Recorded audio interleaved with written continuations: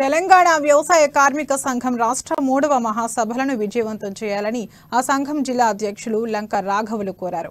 ఆదిలాబాద్ పట్టణంలోని ప్రెస్ క్లబ్లో ఏర్పాటు చేసిన మీడియా సమావేశంలో మహాసభలకు సంబంధించిన వాల్ పోస్టర్లను ఆవిష్కరించారు. ఖమ్మం జిల్లాలో ఈ నెల 29న రాష్ట్ర 3వ మహాసభల సందర్భంగా నిర్వహించే తలపెట్టిన బహిరంగ సభకు కేరళ ముఖ్యమంత్రి పినరయి విజయన్ ముఖ్య అతిథిగా హాజరవుతున్నారని రాఘవులు తెలిపారు.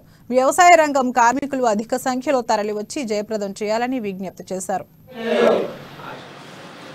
డిసెంబర్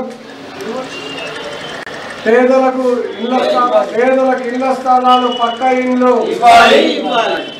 ఖమ్మం పట్టణంలో నిర్వహించడం జరుగుతుంది.